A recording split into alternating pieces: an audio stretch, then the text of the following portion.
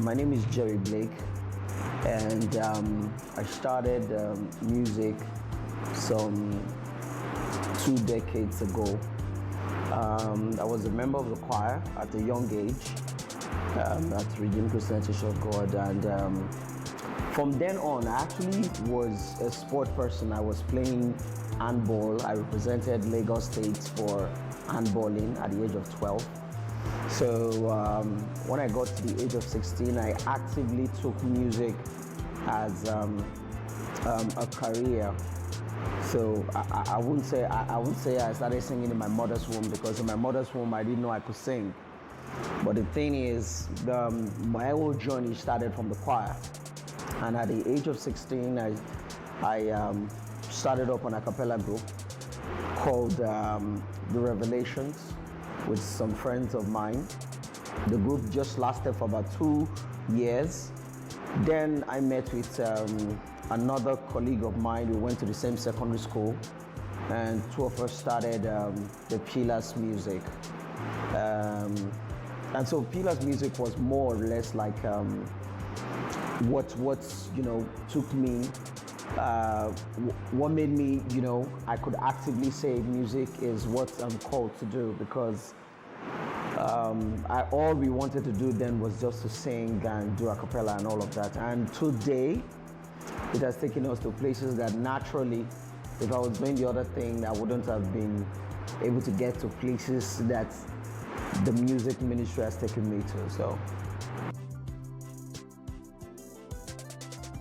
okay, I have quite a number, but I'm just going to limit it to a few. Some couple of years ago, when we started Pillars, that's about three or 4 years into that. My father did not want me to do music, so when I told him about it on one of the occasions, he actually, I just presented my ID card to him. Then we had an ID card, and said, okay, this is my ID card and all of that. So he just flinged the ID card to me and told me that this is not what he wants me to do.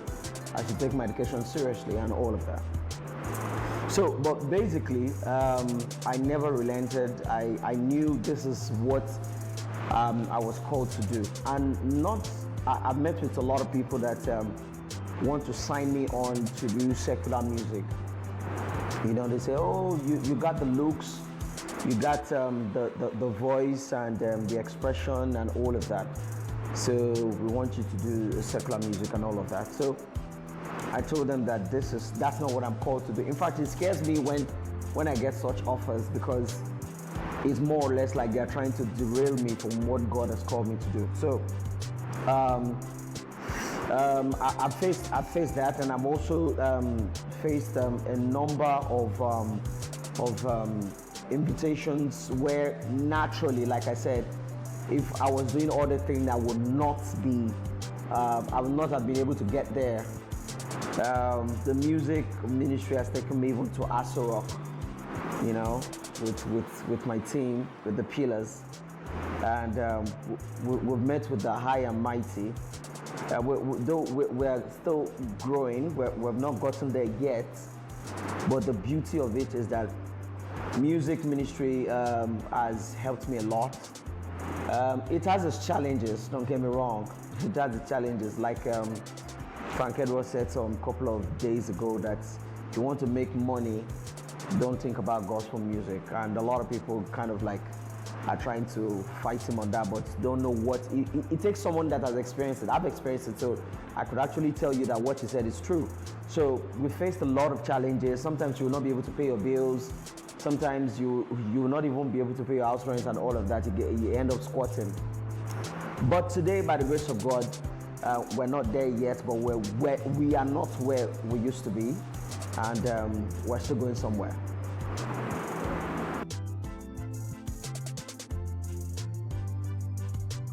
There's a line actually between ministry and industry. It's very simple. Firstly, the music ministry, like the word ministry, it's a ministry. So when a church invites you and say, we want you, Jheriblake, to come and minister in our church and all of that.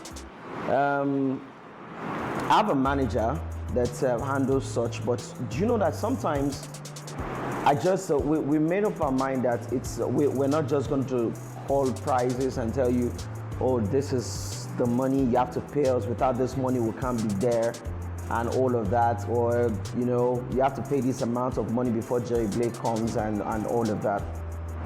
Now, we go, don't get me wrong, there'll be discussions and you guys will come to an agreement that, okay, this and this is going to be put in place and all of that.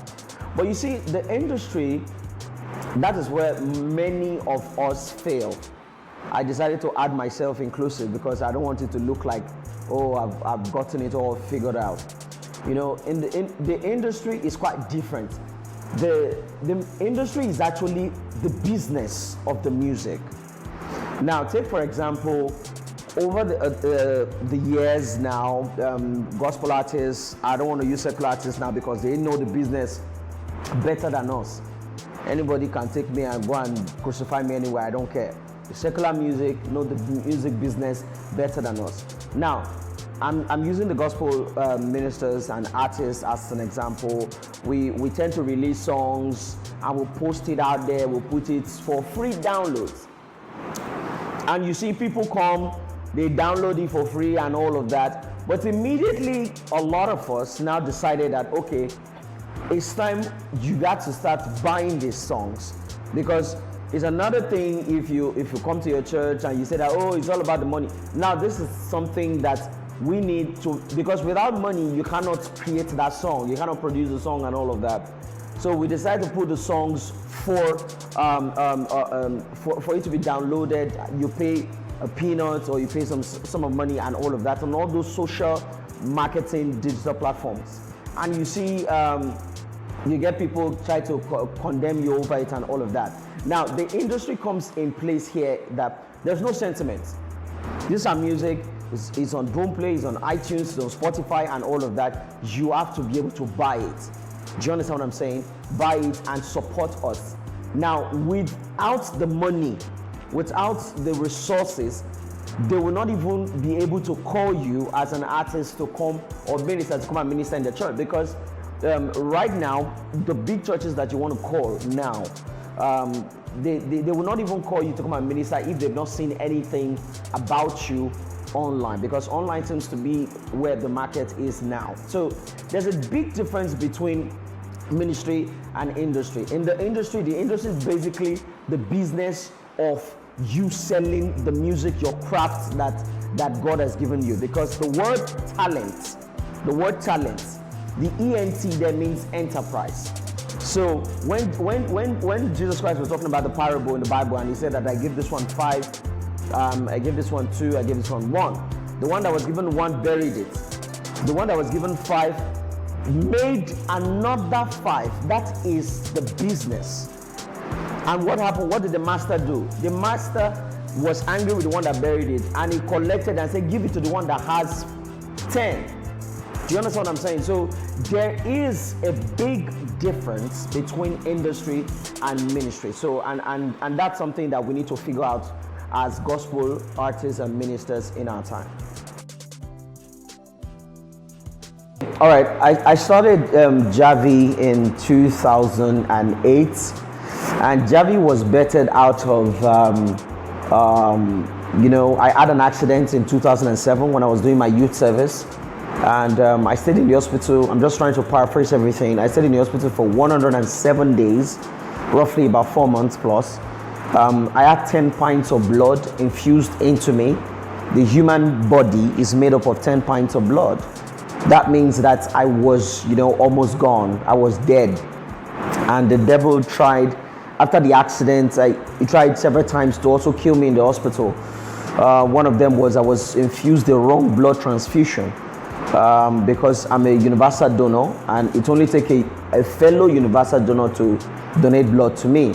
Universal donor meaning that we can donate blood to all groups, but not all groups can donate to us except a fellow universal donor. So I was given a wrong blood transfusion that almost killed me also. That's about 3 times I escaped death. And I made a vow to God that if He could save me from this situation, I'm going to use my talent, my skill, my resources, financial resources, to help others in this situation. Because I saw some people die in the hospital because they didn't have just 5,000 naira to be able to continue their treatment, just 5,000 naira.